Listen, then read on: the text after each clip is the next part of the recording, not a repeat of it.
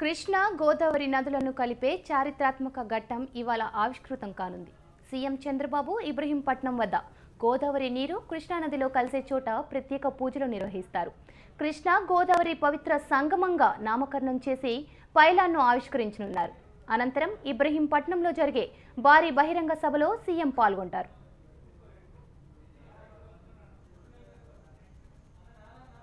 దశాబ్దాల కళ ఇవాళ సాకారం కానుంది. సముద్రం పాలవుతున్న గోదావరి జలాలను ఒడిసిపట్టి రాయలసీమ కరువును తీర్చే శుభగడియలు రానే వచ్చాయి. దీనికోసం చేపట్టిన పట్టిసీమ ఎత్తిపోతల పథకం సిద్ధమైంది. గోదావరి జలాలు మరికొద్దిసేపట్లో కృష్ణమ్మ చెంత చేరి పరవళ్లు తొక్కనున్నాయి.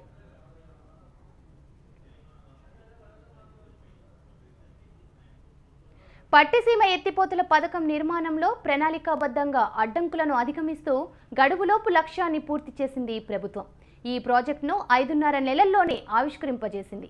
గోదావరి వరద నీటిని కృష్ణా నదికి మళ్లించడం లక్ష్యంగా రూపొందించిన ఈ నదుల అనుసంధాన ప్రాజెక్టు నుంచి ఇవాళ గోదావరి నీటిని కృష్ణాలోకి వదలనున్నారు. నవంబర్ నెలాఖరు వరకు గోదావరి వృధా జలాలను వీలైనంత మేర కృష్ణమ్మకు మళ్లించి అక్కడ అవసరాలు తీర్చాలని ప్రభుత్వం భావిస్తోంది. ఇక సముద్రం పాలయ్యే గోదావరి జలాలు కృష్ణా నది ద్వారా రాయలసీమకు చేరనున్నాయి. శ్రీశైలం నుంచి రాయలసీమకు నీటిని ఇవ్వాలని లక్ష్యంగా పెట్టుకుంది. నవంబర్ నెలాఖరు వరకు 14 టీఎంసీల నీటిని తరలించే అవకాశం ఉంది. పట్టిసీమ ఎత్తిపోతల పనులు సకాలంలో పూర్తి చేసేందుకు అధికారులంతా రాత్రింబవలు కృషి చేశారు. జలవనరుల శాఖ నుంచి అదనంగా 84 మంది ఇంజనీర్లను ఈ పనుల పర్యవేక్షణకు ఉపయోగించారు.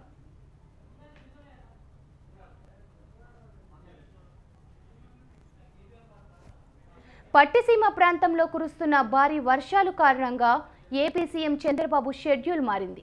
మొదట ఏలూరు వెళ్లి అక్కడ పట్టిసీమ వద్ద గోదావరి నీటిని కృష్ణా నదిలోకి విడుదల చేసి అనంతరం ఇబ్రహీంపట్నం వద్ద నదుల అనుసంధానం జరిగే ప్రాంతంలో ప్రత్యేక పూజలు నిర్వహించాలని భావించారు. అయితే వర్షం కారణంగా మొదట ఇబ్రహీంపట్నంలో జరిగే బహిరంగ సభలో పాల్గొన్నారు. తర్వాత 3 గంటల 45 నిమిషాలకు పట్టిసీమ వెళ్లనున్నారు. పట్టిసీమ నుంచి గోదావరి నీటిని కృష్ణా నదికి మళ్లించడం శుభ పరిణామమన్నారు కేంద్ర మంత్రి వెంకయ్య నాయుడు. గంగా కావేరీ నదుల అనుసంధానంలో ఇది తొలి అడుగు అన్నారు. ఇది ప్రజల యొక్క చిరకాల కోరిక.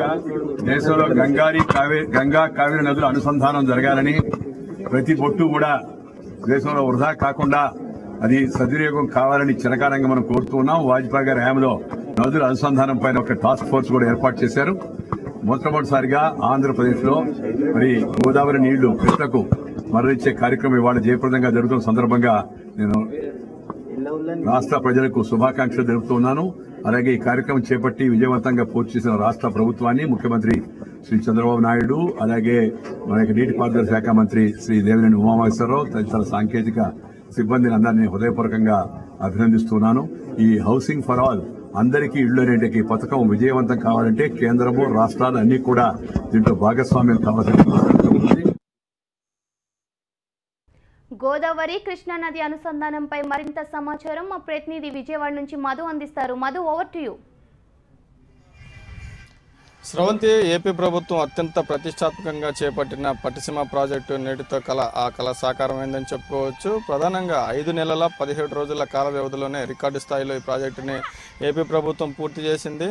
దాదాపుగా ప్రతి ఏడాది గోదావరి నుంచి 3000 టీఎంసీల వరకు నీరు వృధాగా సముద్రంలో కలిసిపోతున్న తరుణంలో మరోవైపు రాయలసీమ ప్రాంతం నీటి ఎద్దడితో తీవ్రంగా అల్లాడుతుంది. ఇంకోవైపు వర్షాభావ పరిస్థితులు, నీటి ఎద్దడి నెలకొన్న నేపథ్యంలో కృష్ణా డెల్టా ప్రాంతంలో సైతం క్రాప్ హాలిడే ప్రకటించాల్సిన పరిస్థితులు కూడా నెలకొన్నాయి.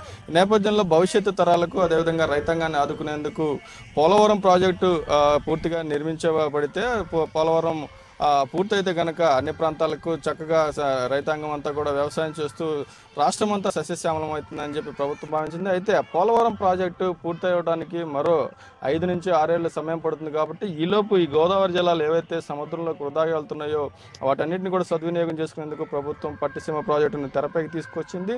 అందులో భాగంగా కృష్ణా గోదావరిల నదుల అనుసంధానం అనేది ఎప్పటి నుంచో పెండింగ్లో ఉన్న ఒక యజ్ఞం అని చెప్పుకోవచ్చు. అటువంటి యజ్ఞాన్ని పూర్తి చేసేందుకు ప్రభుత్వం సంకల్పించింది. ఇందులో భాగంగా ఈరోజు పట్టిసీమ ప్రాజెక్టు నుంచి అక్కడి నుంచి వస్తున్న నీరు పోలవరం కుడికాలువ ద్వారా ఇబ్రహీంపట్నం ఫెర్రీ వద్ద ఈ కృష్ణానదిలో కలుస్తూ ఉంది. ప్రధానంగా మరి కాసేపట్లో ముఖ్యమంత్రి చంద్రబాబు నాయుడు మనం విజువల్స్లో చూస్తున్న సభా ప్రాంగణానికి చేరుకోబోతున్నారు. సభా ప్రాంగణం వెనుక ఉన్న కృష్ణానది తీర ప్రాంతంలో ప్రకాశం బ్యారేజీకి ఎగువనున్న ప్రాంతం అది. ఆ ప్రాంతంలో అక్కడి నుంచి ఫెర్రీ వైపు నుంచి వచ్చి కూడా గోదావరి జలాలు కృష్ణానదిలో కలుస్తూ ఉన్నాయి. సో మొత్తంగా ఈ కృష్ణా గోదావరి అనుసంధానం ద్వారా దాదాపుగా 80 టీఎంసీల వరకు ప్రతి ఏడాది కూడా నీటిని నిల్వ చేసుకోవచ్చు, పొదుపు చేసుకోవచ్చు. తద్వారా ఈ కృష్ణా బ్యారేజ్ ప్రకాశం బ్యారేజ్ వద్ద ప్రస్తుతం 3 టీఎంసీల నీటి సామర్థ్యం ఉంది. దాంట్లో పూడిక తీసి మరో 5 టీఎంసీల వరకు ఇక్కడ నీటిని నిల్వ చేసుకోగలిగితే ఇక్కడి నుంచి మొత్తం కృష్ణా డెల్టాలో ఉన్న 13 లక్షల ఎకరాలకి సాగునీరు అందిస్తూ మరోవైపు ఏదైతే పైన ప్రాజెక్టులు ఉంటాయో ఆ ప్రాజెక్టుల వద్ద నీటిని పొదుపు చేసుకుని అక్కడి నుంచి రాయలసీమకి ఈ నీటిని పంపించాలి. తద్వారా ఈ కృష్ణా గోదావరి అనుసంధానం వల్ల మొత్తం రాష్ట్రం మొత్తం సస్యశ్యామలం చేయొచ్చు. ఇక పోలవరం ప్రాజెక్ట్ అయితే నీటికి ఇబ్బంది ఉండదు. తద్వారా మొత్తం రైతాంగాన్ని ఆదుకోవచ్చు అని చెప్పి ప్రభుత్వం సంకల్పిస్తుంది. మొత్తంగా ఈ కృష్ణా గోదావరి అనుసంధానం అనేది ఒక దశాబ్దం కళ. మొత్తం పోలవరం కుడికాలు అక్కడి నుంచి అనుసంధానం చేద్దామని భావించినప్పటికీ గత ప్రభుత్వాలు భూసేకరణ సమస్య అడ్డంకి రావడంతో ఏపీ టీడీపీ ప్రభుత్వం ప్రధానంగా దీని మీద దృష్టి సారించింది. అధికారంలోకి వచ్చిన కొంత తక్కువ వ్యవధిలోనే ఇక్కడ భూసేకరణకు సంబంధించి రైతులకు నష్టపరిహారం చెల్లించడం, వారి ద్వారా ఒప్పించడం, అక్కడి నుంచి కృష్ణా గోదావరిలను అనుసంధానం చేయడం జరిగింది. మొత్తంగా ఏపీ చరిత్రలో ఇదొక చారిత్రక ఘట్టం అని చెప్పుకోవచ్చు. ఈ చారిత్రక ఘట్టానికి ఇబ్రహీంపట్నంలోని ఫెర్రీ దగ్గర ఇక్కడ వేదిక అయిందని మనం చెప్పుకోవచ్చు. శ్రవంతి. Thank you Madhu.